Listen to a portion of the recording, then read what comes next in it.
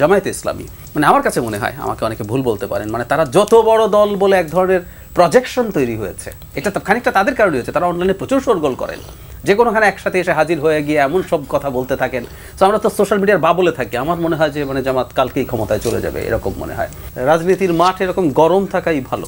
মানে একটা কথা একটু বলে রাখা জরুরি, মারামারি ছাড়া আমি ওই জায়গায় আসছি না, আমি একটা শব্দই ব্যবহার করতে চাই, যেমন আমি এটা একটা কলামে লিখেছি যে রাজনীতিতে বিভক্তি তৈরি করা যাবে না। রাজনীতির মধ্যে বিভক্তি কেন? গণতান্ত্রিক ব্যবস্থা ইটসেলফ একটা বিভক্তি তৈরি করারই খেলা। আসলে প্রত্যেকটা রাজনৈতিক দল কি চেষ্টা করে, যেমন ধরুন আমি সংস্কার নিয়ে এবি পার্টি, এনসিপি জনগণকে বোঝাচ্ছেন, এই যে দেখো বিএনপি কিন্তু এটা মানে না, শেখ হাসিনা হইতে চায়, তুমি আমাকে ভোট দাও। বিভক্ত করছেন আপনি জনগণকে, বিভক্ত করে আপনি আপনার দিকে নিয়ে আসছেন।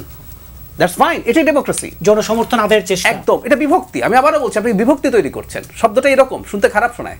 আমরা প্রবলেমটা কোন জায়গায় হয়, আপনি বিভক্তি তৈরি করার সময় রুলস অফ দ্য গেম মানছেন কিনা, গণতন্ত্রের রুলস অফ দ্য গেম আছে, এটা মানছেন কিনা। আপনি আপনার মতামত চাপিয়ে দেওয়ার জন্য গায়ের জোর খাটাচ্ছেন এবং অন্যকে বলার ক্ষেত্রে রোধ করছেন কিনা, এগুলো হচ্ছে ফ্যাসিবাদী আচরণ। আপনি যদি এগুলো না করে থাকেন, আপনি এই চৌহদ্দির মধ্যে যদি এগুলো বলেন, এগুলো হতেই পারে। এখন কি হচ্ছে, খুব স্বাভাবিকভাবেই একটা দল ক্ষমতায় যাবে বলে নির্বাচন হলে পারসেপশন আছে, সে ক্ষমতায় যেতে চায়। আরেকটা দল জামায়াতে ইসলামী, মানে আমার কাছে মনে হয়, আমাকে অনেকে ভুল বলতে পারেন, মানে তারা যত বড় দল বলে এক ধরনের প্রজেকশন তৈরি হয়েছে, এটা তো খানিকটা তাদের কারণে হয়েছে। তারা অনলাইনে প্রচুর শোরগোল করেন, যে কোনোখানে একসাথে এসে হাজির হয়ে গিয়ে এমন সব কথা বলতে থাকেন। তো আমরা তো সোশ্যাল মিডিয়ার বাবলে থাকি, আমার মনে হয় যে মানে জামাত কালকেই ক্ষমতায় চলে যাবে এরকম মনে হয়।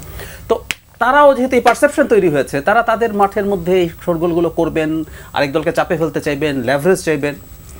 এনসিপি যা যা বলছেন, এবং খেয়াল করবেন একটা ইন্টারেস্টিং জিনিস বলি, যে রিসেন্টলি তারা জামাতের যেটা নিয়ে এত কথাবার্তা, এই ঘটনাগুলো ঘটছে, এটা নাহিদ ইসলাম কি হঠাৎ করে সেদিন ওনার মনে হলো একদিন সকালবেলা, না জামাত তো কাজটা খারাপ করছে, আমি তো এতদিন খেয়াল করি নাই।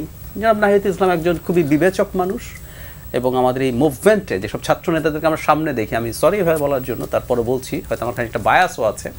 আমরা বয়সের তো একটা সমস্যা আসলে থাকে, অস্থিরতা, এক ধরনের চঞ্চলতা। নাহিদ ইসলাম কিন্তু আমরা সেভাবে দেখি নাই। সো নাহিদ ইসলাম এটা আগে জানতেন না তাও না, দেখুন উনিও কিন্তু একটা নির্দিষ্ট সময়ে এসে জামাত এবং ইসলামী আন্দোলন 4 মাস জুনের মাঝামাঝি থেকে মাঠে নেমে গেছে এটা নিয়ে, লোয়ার হাউসের পিয়ার। এবং আমি মনে করি তার এই স্ট্যাটাসের প্রত্যেকটা কথা কিন্তু আমি সমর্থন করি। উনি 4 মাস বসে থাকলেন, ওনারও একটা রাজনৈতিক হিসাব নিকাশ আছে, এবং সেটার জন্য উনি এই বোমা অ্যাপারেন্টলি ফাটালেন।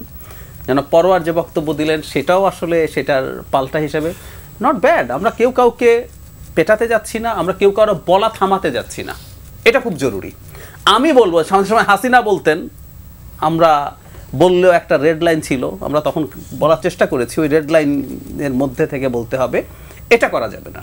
সুতরাং বাকি যা যা হচ্ছে আমার কাছে একেবারে সব জায়গায় তো শুধু বলাই সীমাবদ্ধ থাকছে না, দেশের কিছু কিছু জায়গায় তো আবার এটা সংঘাতে আবারও যদি বলি খারাপ চলে গেছে, আবারও যদি বলি মানে আমরা তো আমাদের প্রবচন আছে হাত থাকতে মুখে কি, এবার সেই তুলনায় আমরা হাত কম ব্যবহার করেছি। বিশ্বাস করেন, এই যে 4টা মানে নির্বাচন হলো ছাত্রদের, রাজশাহী ইউনিভার্সিটিতে হারু পার্টি নাচ গান করেছে, মানে বাংলাদেশের ইতিহাসে এটা একটা বিরাট ব্যাপার। তারা তাদের হার স্বীকার করে এটাকে সেলিব্রেটও করছে। 4টা জায়গায় কিন্তু মেজর কোনো সংকট হয় নাই, এগুলো কিন্তু খুবই ভালো লক্ষণ। কিছু মারামারি, যেমন ধরুন ভারত অনেকদিন ধরে গণতন্ত্র চর্চা করে, তাদের এখনও নির্বাচনগুলো যে পরিমাণ সংঘাতের ব্যাপার, আমি সত্যিই মনে করি, আমি আবারও বলছি একটা সংঘাত না হলেও ভালো, কিন্তু আমরা সত্যিকার অর্থেই মেজর সংঘাতে জড়াই নাই। আমি এজন্য বলছি, আমরা যত হতাশা দেখাই, আমাদের এত হতাশ হওয়ার কিছুই নেই, আমরা ভালো আছি, সত্যিই ভালো আছি। পোস্ট আপরাইজিং হিসাবে ভালো। আপনার 73 সালে তো ডাকসুকে কেন্দ্র করেই ব্রাশফায়ার হলো, 7 জন মারা গেছে, ভোট ব্যালট বাক্স ছিনতাই করছে, স্বাধীন বাংলাদেশে বড় ধরনের কোনো সংঘাত। কিন্তু এইবার তো মানে মৃত্যু তো পরের কথা, ওইরকম তো সংঘাতই হয়নি। এটা একটা খুব শক্ত নির্বাচন প্রত্যাখ্যানও হয়নি, কিছু রেটরিক আছে, কেউ শক্তভাবে না এটা মানি না, এটার জন্য কর্মসূচি কিচ্ছু হয়নি।